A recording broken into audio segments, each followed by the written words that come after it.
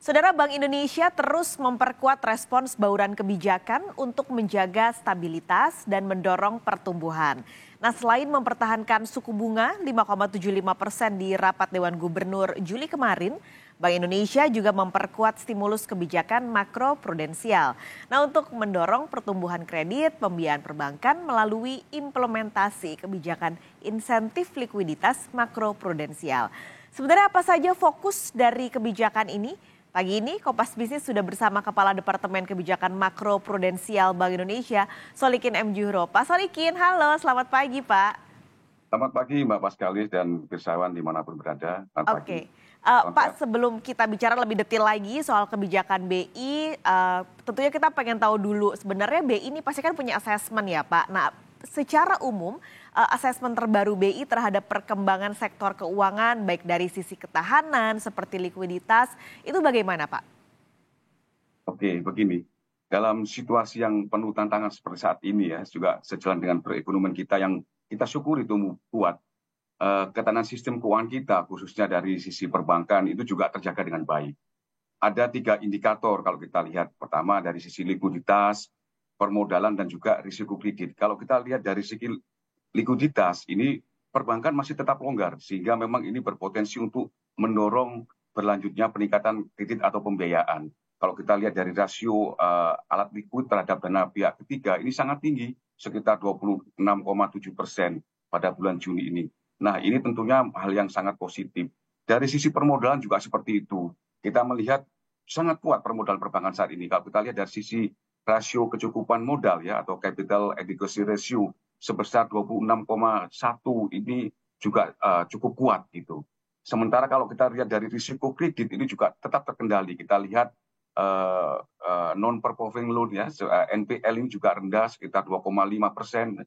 Juga bahkan kita melakukan stress test terhadap kondisi perbankan ini juga menunjukkan bahwa ketahanan perbankan tetap solid untuk mendukung perekonomian. Demikian Mbak Paskalis. Oke, dengan semua yang Pak Solikin sudah ceritakan, berarti bisa saya simpulkan ketahanan perbankan kuat, lalu likuiditas longgar, permodalan juga kuat, dan resiko kreditnya terkendali. Artinya bagaimana penyaluran kredit saat ini di perbankan Indonesia, Pak? Ya, kita melihat pertumbuhan kredit atau pembiayaan itu tumbuh baik ya, positif. Memang ini kita lihat sedikit melambat dibandingkan sebelumnya. Tetapi ini pun juga karena memang pertumbuhan tahunan, kalau kita lihat tahun 2022 ini sudah cukup tinggi. Kita sekarang tumbuh sekitar 7,76% ya, tercatat di bulan Juni yang lalu. Ini angka yang cukup kuat gitu. Kalau kita lihat di negara-negara peers kita, ini juga mengalami pertumbuhan yang bahkan lebih rendah dari kita. Kita melihat dari sisi longgarnya sisi penawaran kredit ini juga tadi sebagaimana kami sampaikan yang tercermin dari tersedianya kredit atau likuiditas yang memang juga kita lihat juga rencana penyaluran kredit serta juga kita lihat dari standar penyaluran kredit ini masih longgar, Mbak. Jadi ini yang memang masih menunjukkan bahwasanya ada potensi untuk mendorong kredit yang ke depan. Memang ada isu ya kalau kita lihat dari sisi yang permintaan. Kita lihat korporasi kita itu memang kebanyakan masih saat ini cash rich itu, memiliki cash yang cukup banyak dan ini mereka cenderung untuk mempercepat pelunasan kreditnya. Dan ini berlaku kadang-kadang memang dalam situasi saat ini masih ada unsur wait and see ya di dalam untuk merencanakan rencana investasi ke depan gitu.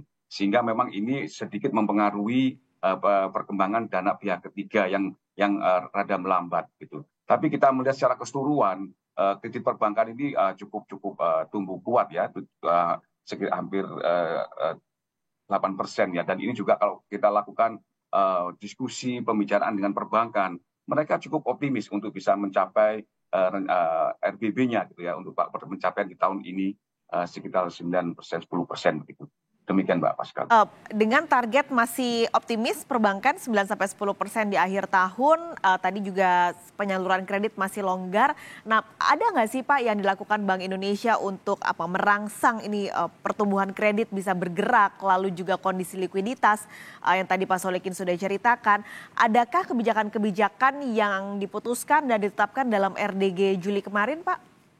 Ya, betul. Jadi kalau kita melihat prinsip dari kebijakan kita, tentunya Bank Indonesia ini akan terus memastikan kecukupan likuiditas dalam perekonomian. sehingga ini bisa menopang stabilitas sistem keuangan dan juga mendorong pembiayaan untuk pertumbuhan ekonomi. Tentunya Bank Indonesia juga berkomitmen untuk terus mendorong penyaluran kredit ini dari sisi penawaran dalam rangka untuk mengakselerasi lebih lanjut Pak pertumbuhan ekonomi kita. Untuk itu atau oleh karena itu kita lihat di dalam rapat Dewan Gubernur yang lalu ini kita Bank Indonesia disampaikan oleh Pak Gubernur bahwasanya Bank Indonesia ini terus memperkuat stimulus kebijakan makroprudensial untuk mendorong pertumbuhan kredit lebih lanjut ini ya. Kita lihat kalau kemarin disampaikan ini melalui implementasi kebijakan insentif likuiditas makroprudensial yang kita singkat dengan KLM ya, yang berlaku untuk bank umum konvensional maupun bank umum syariah, dan ini berlaku pada 1 Oktober yang akan datang. Dan ini tentunya ini dengan tujuan atau fokus untuk diarahkan kepada pembiayaan sektor-sektor yang memiliki daya ungkit yang lebih tinggi bagi pertumbuhan ekonomi dan juga menciptakan lapangan kerja. Nanti saya jelaskan lebih lanjut apa yang dimaksud ini untuk bisa meningkatkan daya ungkit untuk perekonomian dan juga mendorong penciptaan lapangan kerja khususnya untuk hilirisasi, pariwisata, ya, sektor perumahan, maupun juga sektor-sektor inklusif dan juga sektor ekonomi hijau.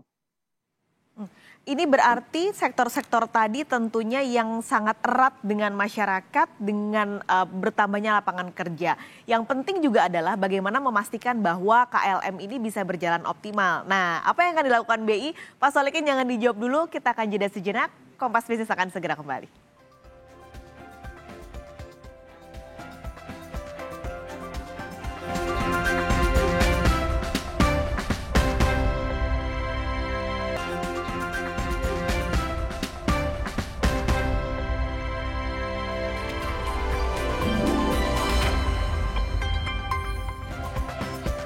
Kembali di Kompas Bisnis, pagi ini kami masih berbincang bersama Kepala Departemen Kebijakan Makroprudensial Bank Indonesia, Solikin M. Juhro.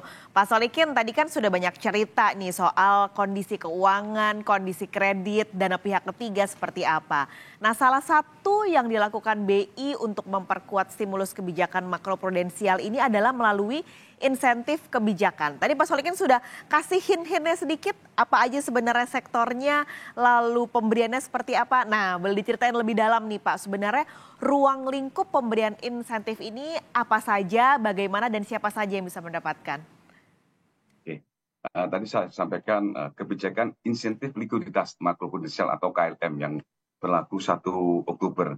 Nah, ada 2 esensi besar Mbak Paskalis yang ini mencakup dari insentif itu, yaitu mencakup pertama itu penajaman dan juga yang kedua peningkatan insentif itu sendiri. Jadi kalau kita lihat dari sisi penajaman ya, kita sampaikan kepada bank penyalur kredit atau pembiayaan pada sektor hilirisasi minerba ya, yang dulu kalau kita lihat dari beberapa minerba yang strategik ya, yaitu seperti yang ditetapkan oleh pemerintah seperti nikel, timah, tembaga, bauksit, dan juga non minerba seperti pertanian, peternakan ya, dan juga perikanan. Selain itu juga ada sektor perumahan ya, termasuk perumahan rakyat, pariwisata, dan juga sektor inklusif, termasuk di sini tidak hanya UMKM tapi juga ada KUR dan juga ultra mikro atau ya, dan juga sektor ekonomi keuangan hijau. Ini dari sisi penajaman gitu. Kalau kita lihat insentif sebelumnya kan disampaikan kepada 46 subsektor prioritas. Waktu itu kita memang dalam situasi untuk mendorong pemulihan di masa pandemi. Nah, evaluasi kita ini menunjukkan semua sektor itu, hampir seluruh sektor itu, 46 subsektor itu sudah mulai membaik gitu. Baik dari sisi kinerjanya maupun juga dari sisi dukungan pembiayaan. Oleh karena itu, untuk pada fase berikutnya kita ingin menggunakan insentif itu lebih untuk mendukung atau mengungkit pertumbuhan ekonomi lebih lanjut.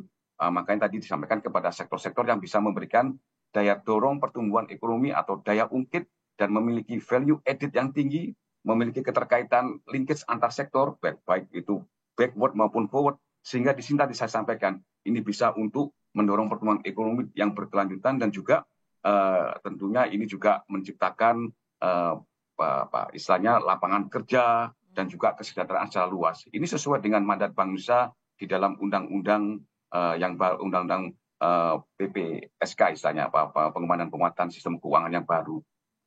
Kalau kita yang kedua kita bicara dari sisi peningkatan insentif ya, tadi kan penguatan, kalau penajaman.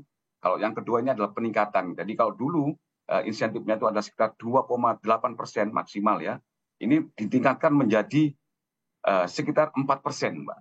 4%, jadi ini ada peningkatan 1,2% ya insentif ini, dan ini kalau kita lihat untuk pembiayaan sektor tadi yang kami sampaikan, minerba, non-mineral dan sebagainya itu sampai naik bisa sampai 2%, kemudian untuk inklusif ya, pembiayaan inklusif bisa naik sampai 1,5%, dan untuk sektor hijau, ekonomi pembiayaan hijau ini naik dari 0,3 menjadi 0,5%, jadi total 4%.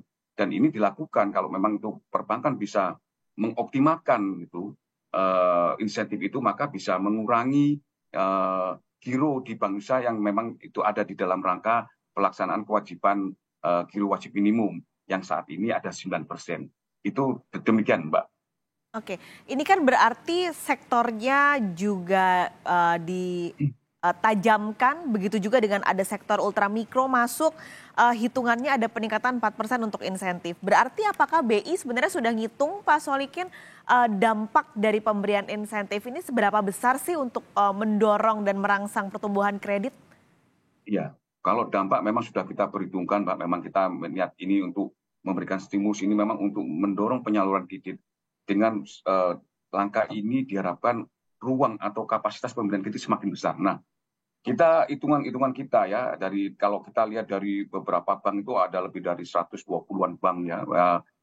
Ini kita dengan stimulus ini kita bisa menambah lagi peningkatan stimulus dari yang existing, itu bisa mencapai sekitar 50 triliun rupiah. Ini adalah peningkatan dari insentif itu.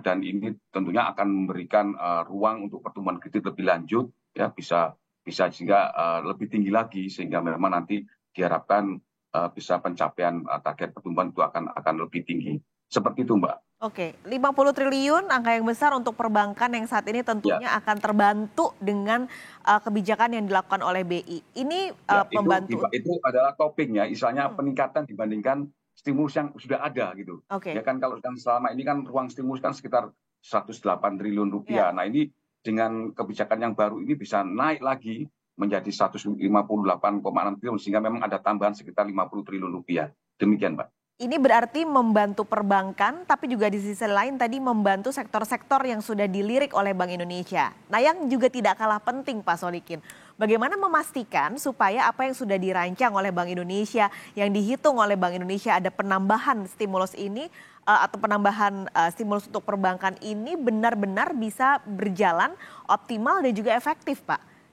Ya, tentunya yang pertama kita akan melakukan komunikasi dan sosialisasi kepada perbankan ya, pelaku usaha dan juga masyarakat secara umum mengenai kebijakan ini, dan itu sudah kita mulai ya dengan yang disampaikan oleh Pak Gubernur di dalam pasca RDG yang lalu, dan juga tentunya kita juga untuk implementasinya kita sedang menyusun pengaturannya supaya nanti memang ini bisa lebih lanjut akan disosialisasikan kepada perbankan.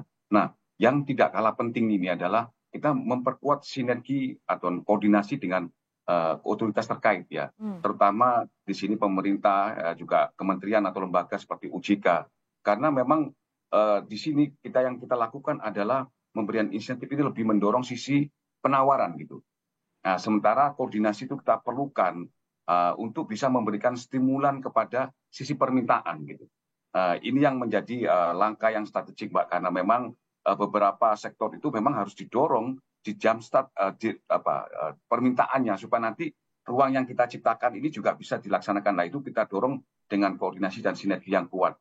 Jadi sisi penawaran dibuka ruangnya, kemudian dilakukan penguatan koordinasi ya untuk menstimulus agar mendorong sisi stimulus di sisi permintaan agar ini bisa memanfaatkan ruang yang sudah dibuka tadi, sehingga memang disinilah akan dicapai suatu strategi yang optimal untuk bisa mendorong pertumbuhan ekonomi lebih lanjut. Oke, jadi tidak lupa sinergi dilakukan untuk bisa tadi kebijakan ini berjalan juga dengan optimal dan juga efektif. Pak Solikin, terima kasih sudah berbagi pagi ini di Kompas Bisapa Indonesia Pagi, Kepala Departemen Kebijakan Makro Prudensial Bank Indonesia, Solikin M. Juro. Sampai ketemu lagi Pak Solikin, sehat selalu.